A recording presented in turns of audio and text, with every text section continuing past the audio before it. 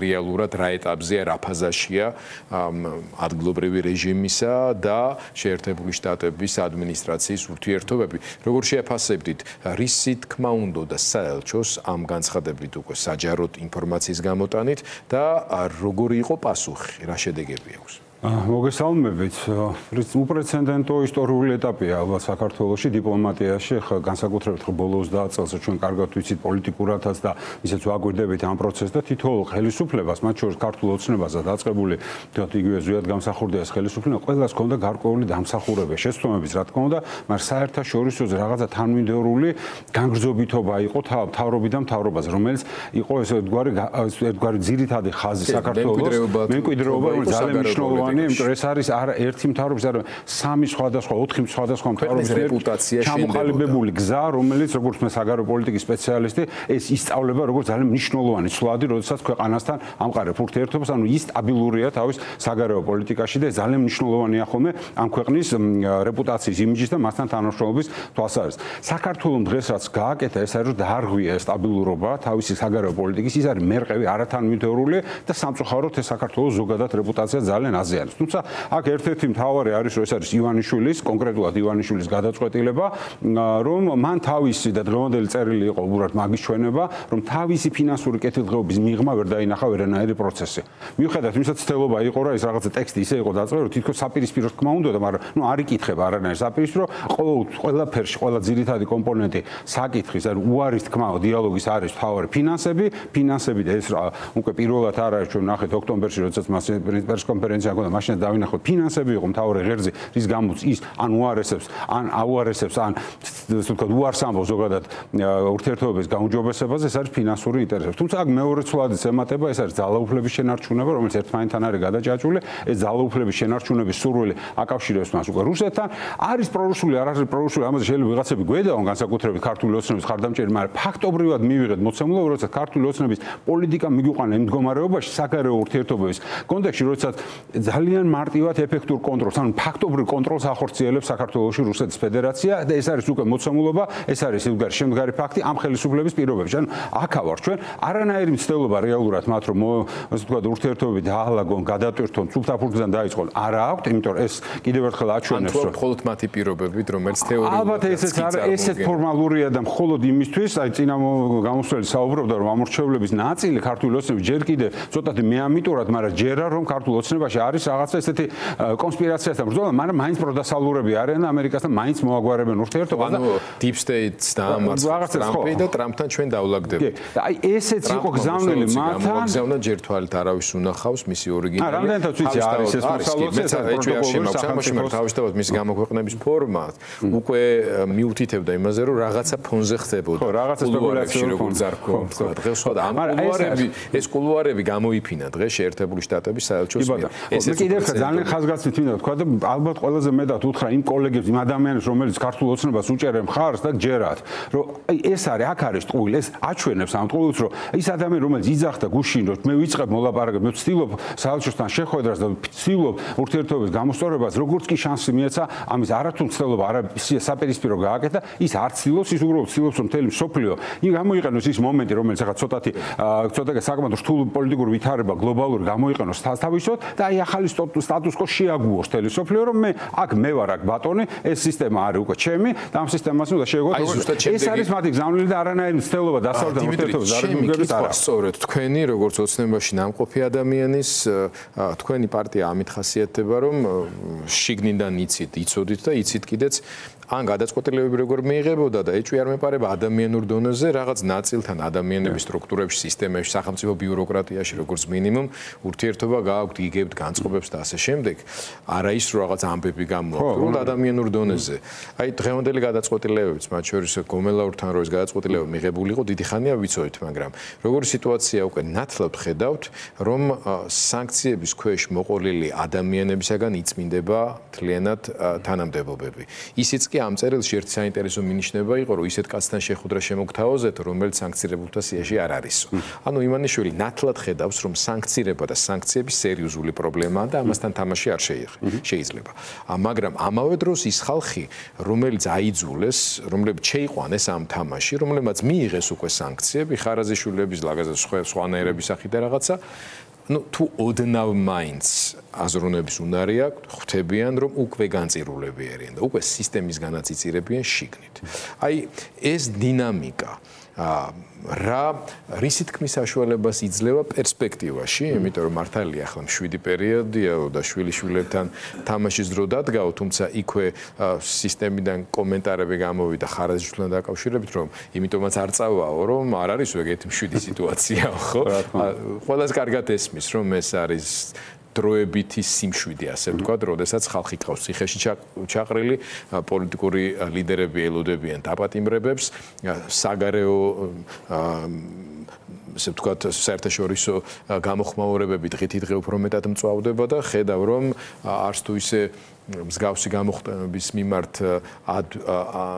მიმღებლობით გამორჩეულ ადამიანს ტრამპს ეთამაშები ესე უცნაურად, ხო? ეს ყველაზე მოულოდნელი შეძლო ყოფილიყო. სისტემის შიგნით რას უნდა ველოდეთ? სახელმწიფო ბიუროკრატია, შინაგან საქმეთა მე ცოტათი განსხვავებულად უყურებ, ვიდრე ზოგადად დღეს შეფასებები მოვისმინე და აქ ორ ნაწილს გავმოყოფთ. ერთი, რა თქმა უნდა, დასანქცირებული ადამიანებისგან გასუფთავებას მნიშვნელოვანია, იმიტომ რომ ოპერატიულ დონეზე, სამუშაო დონეზე, ოპერაციულ დონეზე მე ვიტყოდი, მათ ხელს უშლის, იმიტომ რომ სანქცირებული ადამიანის მუშაობა იგივე ევროპოლთან, ინტერპოლთან იმათვის ხო მაგალითია, ვინც იმათ ადგილზე უნდა დაინიშნო, უნდა იგივე საქმე გააკეთებინონ. დამსახურებული პენსიის გავუშვათ. ეს ერთი ნაწილია, მაგრამ მათთვის პრობლემა ოპერაციულ პროცესში ძალიან პრობლემატურია, განსაკუთრებით შინაგან საქმეთა სამინისტრო, უშუალოდ სამინისტრო, რომელსაც ინსტიტუციური პროცესი აქვს საერთაშორისო თანამშრომლობას, არაპოლიტიკური, არ მეტად ისეთი ოპერაციული, მან ძალიან რთულია, ძალიან მძიმე სანქციების ქვეშ ყოფი ადამიანების ქვეშ ხელმძღვანელობა. თანამშრომლობა არ გამოვა, არა და ეს ოპერაციული პროცესია, ეს არის ჩვეულებრივი რუტინული პროცესი, რომელიც არ უკავშირდება პოლიტიკას და ეს ერთი პრობლემა არის და ამას გასუფთავება ჭირდება.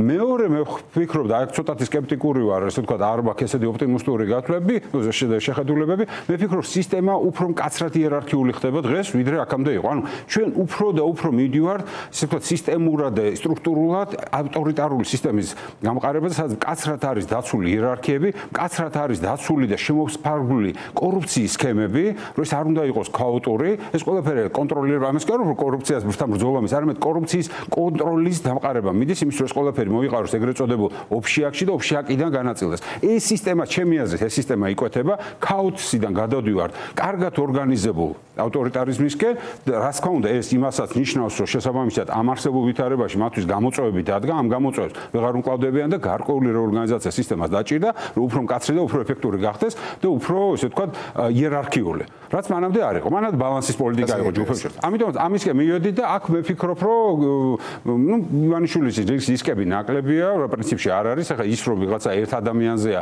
მთელი სისტემა აწყობლის, არ ნიშნავს, რომ ეს ადამიანი მისთვის საფრთხეს წარმოადგენს, მაგრამ ყოველ შემთხვევაში მისთვის საფრთხეს შეიძლება წარმოადგენს ძალიან გამდიდრებული, მის კარზე გამდიდრებული ოლიგარქები, ანუ ბაჩიაშვილის თემაზე სამაგალითოდ მისი ჩამოყვანა, ეს არის ერთ-ერთი მნიშვნელოვანი, რომ არც ერთ შიგნით არსებულ ოლიგარქს არ გაუჩნდეს განცდა, რომ სისტემა სადმე გაექცევა. ესეთი გზავნილებია და ესეთი კონსტრუირებული სისტემა არის, რომელსაც ჩვენ ახლა უნდა ვებრძოლოთ მაქსიმუმად, რომ ეს თუ შედგა, მე კიდევ უფრო რთული იქნება მისი დამარცხება. სისტემა დგას ძალის გამომყენებელ რეალურ კონკრეტულ ადამიანებზე, რომელთა ლოიალობასაც გადამწყვეტი მნიშვნელობა აქვს იმ ძალისმიერი ავტოკრატიის შესანარჩუნებლად. შესაბამისად, ხარაზიშვილის, ჯანყარაშვილების და სხვების მოძულება ჩემი აზრით პერსპექტივაში ძალიან გაურთულებს მათ მართლაც დაძაბულ სიტუაციებში და ასეთი არაცდება თუ ამ გზას გაყვებიან სიტუაციას. ალბათ ყველა ტრანზიციული პერიოდი მოწყვლად ხდის ხელისუფლება. ეს ახლა არის მოწყვლადობის პერიოდია. რა თქმა უნდა, ჩამოთვალეთ, აი ეს თქვენი არგუმენტები, თქვენი ხედვა ამ სიტუაციის კიდევ უფრო მეტად ამძიმებს პერსპექტივას კონკურენტული პოლიტიკური პროცესის. მათ შორის საარჩევნო კონკურენციის. სწორედ აქედან გამომდინარე, მოდით მივადგეთ ერთ კიდევ მნიშვნელოვან და აქტუალურ თემას, რაც უკავშირდება კონკრეტულ თვითმმართველობის არჩევნებს. გუშინბატონმა გახარიამ თქვა, რომ პოლიტიკური პარტია იმისთვის არსებობს, რომ არჩევნებში მონაწილეობდეს, ეს აქსიომა, არავინ ედავება ამაში. ის რომ პოლიტიკური პარტია ყოველთვის უნდა ემზადებოდეს არჩევნებისთვის, ესეც აქსიომაა, პარტია ფორმაში უნდა იყოს ყოველთვის, მით უმეტეს საპარლამენტო რესპუბლიკის პირობებში, მაგრამ სად ვართ ჯერჯერობით ძალიან შორს ვართ მაგ სიტუაციისგან, მაგრამ კონკრეტული კალენდარული ოქტომბრის არჩევნებისთვის მზადებას. რა აზრი აქვს თუ კი სისტემა და სიტუაცია ქვეყანაში მიყვება აი იმ ტრაექტორიას, რომელიც თქვენ ასე დამთრგუნველად აღწერეთ, ანუ ავტოკრატიის. ხო, შეიძლება ძალიან დამთრგუნველად გამომივიდა, მაგრამ ტრანზიციის პერიოდი ეცალსახად, ხო. ალბათ, არც ერთ შემთხვევაში არ მაქვს განსაკუთრებული რაღაცა ოპტიმიზმის საფუძველი, მეც ვფიქრობ, ვცდილობ, რომ ძალიან რეალისტი ვიყო იმ პროცესში, იმიტომ რომ ალბათ რეალიზმი გვეხმარება იმის, რომ უფრო პრაქტიკულები ვიყო და რაციონალურები ბრძოლაში და ამიტომაც ვფიქრობ, მაგრამ თუმცა მაინც კიდევ ერთხელ ხაზს გავუსვენ, რომ ტრანზიციული პერიოდია, სისტემის ტრანსფორმაცია ხდება, მანამდე იყო ქაოტური და ავტოკრატიული, მაგრამ მაინც ქაოტური სისტემა, ეხლა ხდება ფორმირება, ეს გამოწვევები, როდესაც ადამიანების სხვა ხდება, ეს სიგნალიც არის ვიღაცეებისთვის, რომ თურმე შეიძლება ნებისმიერ მომენტში დაისაჯონ და არ ვიცი რა როგორ კიდე, იმიტომ რომ ბოლომდე არ ჩანს ხო სინამდვილეში ვის რა და რა ბედიელი ეს იმ ხალხს რომელიც ადამიანს გასაქცევიც არსად არ აქვს ხო ხდება? კი ბატონო, და ჩაკეტილ სისტემაში და მათ საუბრობდი ერთ კომპეტენტურ ადამიანთან და თვითონ მკითხა შენ უნივერსიტეტსაც შეიძლება რომ თავი შეაფარონო და მე ესე მიამიტურად უცბად ვთხარ სად ნუ რუსეთში ალბათ ფული აქვს ნაშოვნი იქაურ სპეცსამსახურებო და მე გამახსენდა რამდენიმე ჩვენი საერთო ნაცნობი ძველი რომელსაც ასეთ ნაბიჯის გადადგმა მოუწიათ და სამწუხაროდ მათ ისინი ცოცხლები აღარ არიან. ანუ რუსეთი არის ზუსტად ის სივრცე,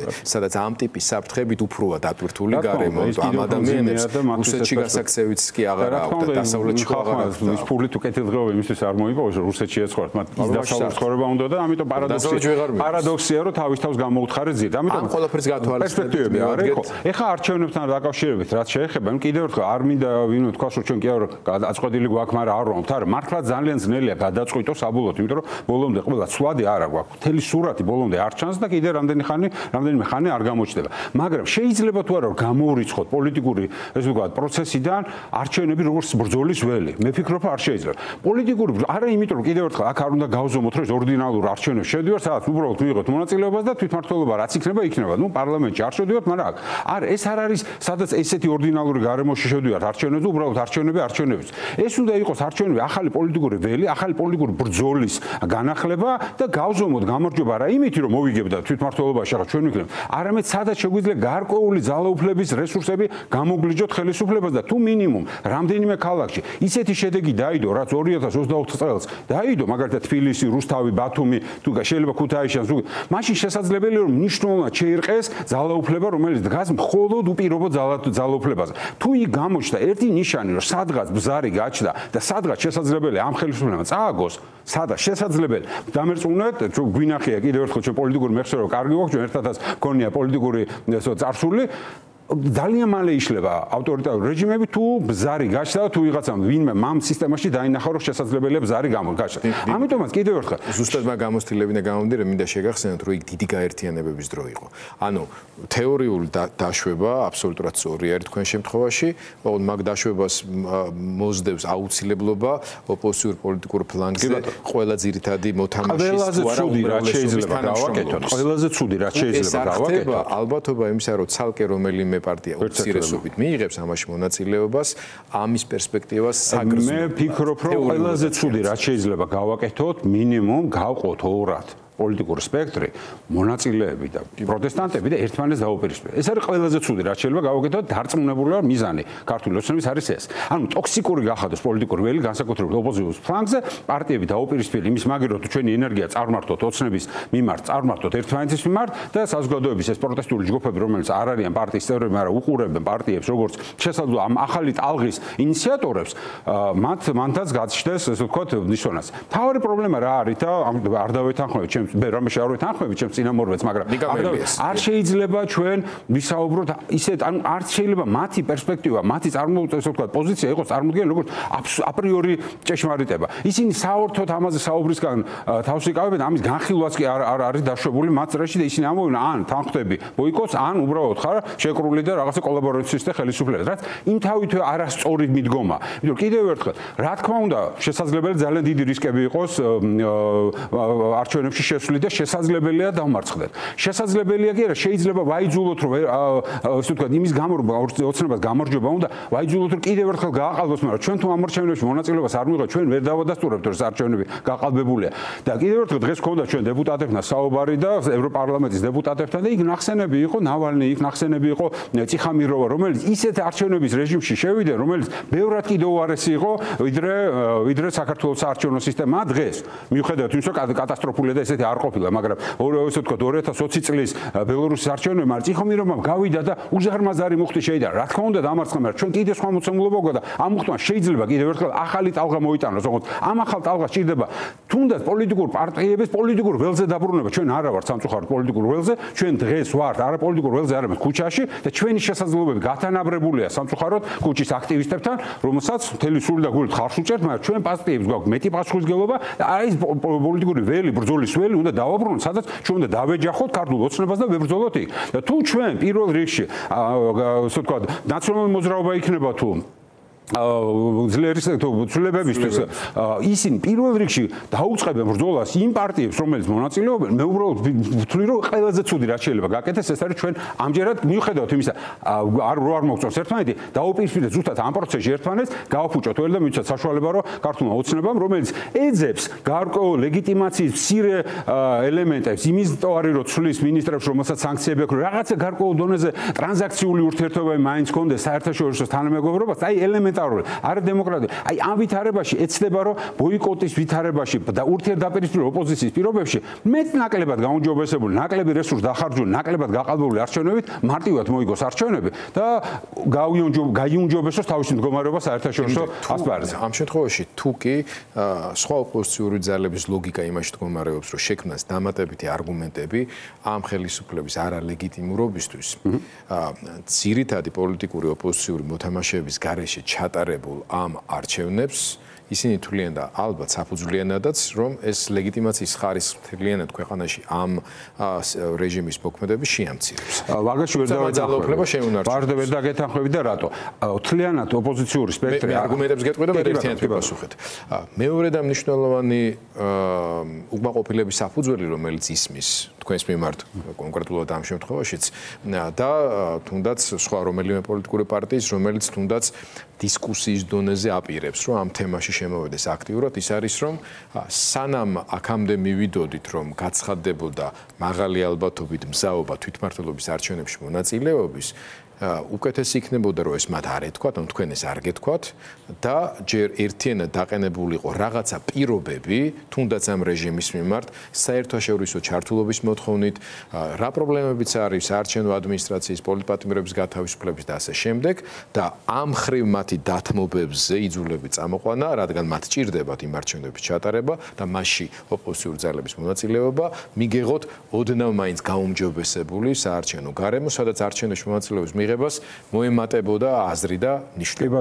აი, ამას რამ შეუშალა ხელი, რომ ასე მოხდა? სამწუხაროდ უნდა გითხრათ და ამ შემთხვევაში შეგვიძლია ყველა ჩვენი ეთერი ამ თემაზე თუ არის მათ შორის ალბათ თქვენ სტუდიაშიც გადაღებული, ჩვენ ვიძახდით, რომ ხელოვნურად არის შემოტანილი თვითმმართველობის საკითხი დროზე ადრე. და პირველი ჩვენი რეაქციები ამაზე იყო და ჩვენი პარტია და უნდა ვაღიარო, რომ ლელოს პოზიციაც ესეთი იყო, ქალბატონის სალომეს პოზიცია ესეთი იყო, კოორდინაციის საუბრების დროს ესეთი იყო პოზიცია, რომ ჯერ ადრე ამას საუბარდა, ნუ ვიწყებთ იმას საუბარს, რაც არ არის დღეს აქტუალური. იმიტომ რომ ჯერ ფოკუსი უნდა გავაკეთოთ პირველ რიგში საპარლამენტო არჩევნებზე, ახალ არჩევნებზე და პოლიტპატიმრების განთავისუფლება. ეს იყო ორი ფოკუსი და უცებ შემოვიდა საკითხი და ჩვენ ვიძახდით და დიდხანს ვიძახდით, რომ ნუ ამ საკითხი ცოტა ხანი დავხუროთ, იმიტომ რომ ძალიან ადრე ამაზე საუბარი. ეს აფუჭებს და მაშინაც ვკითხარი და არ ვიცი, ალბათ ახსოვდა მეტყვიან და დათანხმდებიან ამაზე და არ უარყოფენ. მე დახურულ შეხვედრას ვთქვი, რომ ეს არის ის, რაც აწყობს ბიძინა ივანიშვილს, რომ დღეს თუ ვიტყვით, რომ მივდივართ დაიწყება ამაზე ბრძოლა, თუ ვიტყვით, არ მივდივართ, დაიწყება ამაზე ბრძოლა. ყველა შემთხვევაში აფუჭებდა ეს ველს და სამწუხაროდ ვერ გავაჩერეთ ეს პროცესი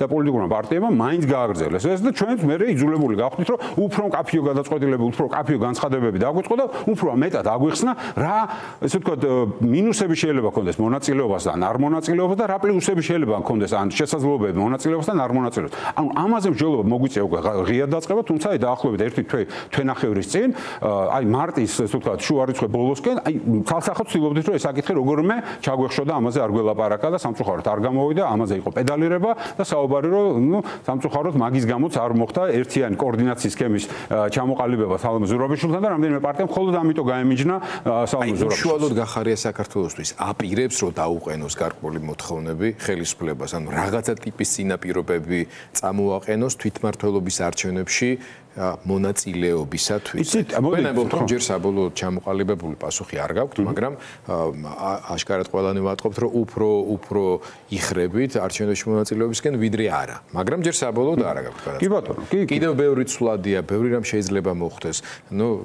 ისე მიდის საქმე და დამოკიდებულებები მათ შორის ვაშინგტონთან, ტრამპის ადმინისტრაციასთან ურთიერთობის და ასე შემდეგ, ისე ჩქარდება რაღაცა პროცესები, რომ შეიძლება ამ ზაფხულში აგერ უკვე მაისის ბოლოა ეს თემა ასე დასაპირისპირებელი აღარც კი გახდეს, მაგრამ თქვენ მაინც მე მაგალითად მაქვს ინფორმაცია იმის თაობაზე, რომ ცენტრალური საარჩევნო ადმინისტრაციის ხელმძღვანელს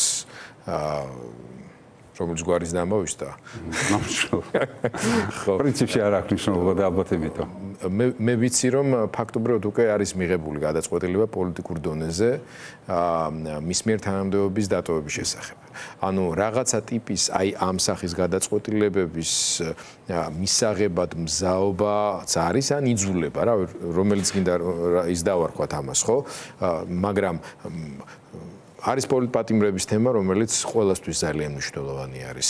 არის დაუშვათ ცვლილებები, რომელიც ბოლო ხანებში იყო მიღებული, მათ შორის თუნდაც სადამკვირვებლო მისიების დაშვების საარჩევნო უბნებზე და მათი ადგილზე ოპერირების შეზღუდვასთან დაკავშირებით. ბევრი ისეთი თემაა, რომელიც კიდევ უფრო კი არა და შეუდარებლად უფრო არაკონკურენტულს ხდის ნებისმიერ ოპოზიციურ პარტიას საარჩევნო ველზე, საარჩევნო კომისიებში და ასე შემდეგ. ანუ ყველას ის უკვირს, რატო არანაირი მოთხოვნები არ დგება და უბრალოდ პირდაპირ იწყება მონაწილეობაზე ლაპარაკი. ანუ ასუსტებს მოლაპარაკების წინაპირობებს. ვერ ვიტყოდი, იმიტომ რომ ცალსახა არის და ჩვენ ამაზე პრინციპში საუბარი ალბათ სალომესთანაც ქონდა იმ წრეში, სადაც ეს ყველაფერი თუნდაც სანამ საკოორდინაციო ფორმატ დაერქვეოდა და დოკუმენტები არის შემუშავებული, სადაც კონკრეტულად არის გაწერილი მოთხოვნები. მაგრამ ფაქტია, ესე ვთქვათ, მოცემულობა გვაქვს ესეთი, რომ ხელისუფლება ამ ეტაპზე არ აჩენს ერთგვარ სიგნალებს, არ აჩენს, რომ რაღაცა დათმობაზე მიდის. ამიტომ ჩვენ იძულებით პროცესში შევედით. ეხლა, როდესაც ეს ხელისუფლება რაღაცნაირად, რაღაცა ფორმებით, რაღაცა ძალებით, რაღაცა კონსოლიდაციით, რაღაცა რესურსებით, ჩვენი საერთაშორისო ადგილობრივი მხარდამჭერების მაქსიმალური მობილიზებით, რაღაც ერთიანი ძალისხმევა უნდა წარმართოთ რაღაცა დარტყმებისკენ, რომელიც მათ კილს მიაყენებს, პოლიტიკურ კილს გულისხმობს. იმიტომ რომ თუ დათმობაზე წავიდა, რა თქმა უნდა, ეს დიალოგი ახლა შარლ-მიშელი ორი თუ შედგა, იქ კიდე სალაპარაკოა, როგორი და რა ფორმები უნდა მიიღოს და ეს კიდე სხვანაირი პროცესია, მაგრამ ამ პროცესისკენ სამწუხაროდ არ მიდივარ. ქართული ოცნება ჩაკეტილი არა თუ ჩვენთან, ტრამპთანაც არის ჩაკეტილი და იზოლირებული აბსოლუტურად. ერთადერთი, რასაც ცდილობს, რაც მაქვს მე ინფორმაცია, სხვადასხვა საერთაშორისო ორგანიზაციებში ცდილობს, რომ გარკვეული მხარდამჭერები კი არის, უკვე მოიპოვოს, დაიგულოს ერთგვარი მხარდამჭერები, რომელიც მას მიეხმარებიან ოდნავ უკეთესი დასკვნის დაწერაში. საერთაშორისო დამკვირვებლების კუთხით. ამიტომ მას ჭირდება მაქსიმალურად დასუსტებული პოლიტიკური ველი, რომ ეს არჩევნები ოდნავ უკეთეს გაგდნოთ მეორეჯერ ესეთ იზოლირებულ და ესეთ ბოიკოტს, პოლიტიკურ ბოიკოტს საერთაშორისო სამეგობრობებთან ვერ გაუძლებენ. ეხლა ცდილობენ რა ნორმალიზებისკენ წავიდა სადღაც ეცადა და შეძლეს რომ ხელით ჩამოართვეს, სადღაც შეხვედრა გააკეთა. კი ეძახიან არადემოკრატს, მაგრამ არც აქვს სურვილი მათ რომ აცი დემოკრატები იყვნენ. არც იმის ეშინია კანდიდატის სტატუსს თუ გაუჩერებ, იმიტომ რომ პრინციპში არაფერს არ ჭირდებათ ეს კანდიდატის სტატუსი, ისეთი მოთხოვნებია, რომ პირველ რიგში მათ ხელისუფლებას აზიანებს, რომ ძალაუფლების განაწილებაა, ხო, დამოუკიდებელი ინსტიტუტების შექმნა. ამიტომ ესენი მზად არიან, რომ ესეთი ცუდი დემოკრატიის კი არა, კარგი ესეთი ავტორიტარული ჰიბრიდული რეჟიმის პირობებში იყვნენ, მოისმინონ ძალიან ბევრი კრიტიკა და თუ გახსოვთ ავსტრიის მინისტრთან შეხვედრა საქართველოს საგარეშოთების დე-ფაქტო მინისტრის, როცა უმწვავესი კრიტიკა იყო, მაგრამ უსირცხულო ჩვენი მინისტრი იდგა და მაინც იძახდა რომ კავშირის გაწევრიანება გვინდა და ეს იყო სიგნალი ვიღაცეებისთვის, რომ აი ჩვენ გვაქვს ტრანზაქციული ურთიერთობა ავსტრიასთან, მოიტანეთ ჩვენთან ფული, ჩვენ გაგითეთრებთ ამ ფულს. უხეშად თუ ამბობ უტრირებულად, მაგრამ დაახლოებით ეს არის გზავნილი. ამიტომ მას ჭირდება მცირე, მაგრამ ლეგიტიმაცია და გზა ამ ლეგიტიმაციის მიღების არა ის არის რომ ბოიკოტში გავიდეთ ან ბოიკოტში არჩევნებში შევიდეთ. არამედ მარტივად მინიმალური გაყალბებით, ნაკლები რესურსის დახარჯვით მოიგოს ეს არჩევნები და დაარქვან ამ არჩევნებს ოდნავ გაუმჯობესებული თქვენ იცით რა საერთაშორისო კონიუნქტურა 1-2 ნაბიჯი წინ გადადგმული შეიძლება შეფასდეს რომ პოზიტიური სიგნალია და მოდი დავიწყოთ ინგეიჯმენტ ან ჩართულობა მათთან თანხმობრივ. ეს არის რაც არ უნდა დავუშვათ, ამიტომ მიზანია, მაგრამ თქვენ ხო არ უნდა მიცეთ ამის. ჩვენი მიზანი არის რომ ეს ადამიანები ჩავითრიოთ რეალურ ბრძოლაში, შევიდეთ ამ ბრძოლაში და ვაიძულოთ ან დათმოს პოზიციები ბრძოლაში, იმიტომ რომ მეტნაკლებად აუცილებლად გაუმჯობესებული არჩევნები ჩაატაროს, ან ისეთივე გაყალბები ჩაატაროს და კიდევ უფრო იზოლაციაში მოახდინოს თავისთავად. რაც მათთვის დამღუპელი იქნებოდა ამ ქვეყანას არ აქვს ნავთობის მდიდარი რესურსები, რომლითაც შეუძლია ეს რეჟიმი აფუნქციონირდეს. ანუ სიტუაცია რადიკალიზდეს. ამ შემთხვევაში მეგითხებით და ამი დავასრულოთ რომ ეს არის თავი გზავნილი რა იყო რომ შორს ყველა რადიკალი და რადიკალიზაცია და ასე შემდეგ. რადიკალურ რევოლუციურ რადიკალიზმს რა თქმა უნდა, ეს არის პროცესის რადიკალიზაცია. თეორიულად თქვენ მათ შორის უყურებთ და დიდი ალბათობით ასე იქნება, როგორც ხელისუფლების მიერ კიდევ ახალი არათუ შეცდომების, არამედ დანაშაულების ჩადენის კასკადს, ხო? შესაძლოა ან იზოლებას რომ გამოჩაატაროს. ამას უნდა მოყვეს მე რეაქცია, ანუ ამიტომ გინდათ რომ პროცესი გააქტიუროთ და იქ რადიკალიზება მოგიწევთ დიმიტრი თქვენს და ბატონ გახარიას ეს არჩევანი იქნება მასე. ჩვენც არჩევნებით მივდივართ და ჩვენ არჩევნებით ზოგჯერ არჩევანი, შენი არჩევანი არ არის რადიკალიზება, ზოგჯერ ეს არის უკვე არჩევანი, რადიკალიზაციის არჩევანი არის პროცესით. ოცნების არის არჩევანი. ან მიუხედავად იმისა, რომ ძალიან ბევრი პარტია, ბევრი აქტივისტი შეიძლება რადიკალიზება, ეს არის ოცნების პროვოცირებული რადიკალიზაცია, რაც ახლა გვაქვს და რაც იქნება. ეს არის ჩვენ ამ შემთხვევაში კონსტიტუციური და სამართლებრივი გზით თავაზობ ბრძოლას. თავაზობ კი არა, ვიწროეთ ბრძოლაში გვინდა. დაშობას ვაკეთებ კიდევ ერთხელ, ეს არ არის რომ გადაწყვეტილი, ეს არის ამის გამორიცხვა არ შეიძლება კიდევ ერთხელ, იმიტომ რომ არ არის ბოლომდე გადაწყვეტილი, ბოლომდე ჩამოყალიბება, თუმცა არის რა თქვა დაშვება დიდი, რომ ეს უნდა მოვემზადოთ ამ არჩევნებს, იმიტომ რომ დიდი ალბათობა არის, რომ შეიძლება არჩევნები ესო. ან ორი არჩევნები, მით უმეტეს თუ ორი არჩევნები ჩატარდა, კიდევ უფრო მეტი მზადებაა საჭირო და პარტიები იმის მაგერად ბოიკოტისთვის მზადებას, ჩვენ პარტიები უნდა ვემზადებოდეთ არჩევნებით, ბოიკოტის გამოცხადება ყოველთვის შეიძლება, თუ ამის აუცილებლობა და სიტუაცია იქნება. ყველაზე ცუდი რაც შეიძლება გავაკეთოთ, კიდევ ერთხელ, თქვენ მეკითხებოდით, რატო დავიწყეთ ამას საუბარი, მაშინ როცა ამის დრო არ იყო, არ დაგვიწყია. უბრალოდ შეგვიძლია გადავახვიოთ ჩვენი აი მოკლე წარსული და ამიტომაც კიდევ ერთხელ არ უნდა დავიწყოთ ემაზე კამპანიაზე საუბარი, რაც უდია ახლა ის პარტიები, რომელიც დაშობას აკეთებს, რომ მიიღებს მონაწილეობას, ლელო იქნება თუ გახარია საქართველოსთვის, არამედ უნდა ვიფიქროთ იმაზე, რომელ სცენარში რა განვითარების ისეთი შესაძლებლობები იქნება, როგორ შეიძლება კონსოლიდაცია და ეს თქვა მეინსტრიმი წარმართოთ ხალხის, ჩვენი და პოლიტიკური პარტიების და ყველას იმის, რომ დავამარცხოთ ეს ხელისუფლება, ან როგორც მინიმუმ შევარყიოთ ძალიან მნიშვნელოვანი ზიანი მივაყენოთ ამ არჩევნებში. დიმიტრი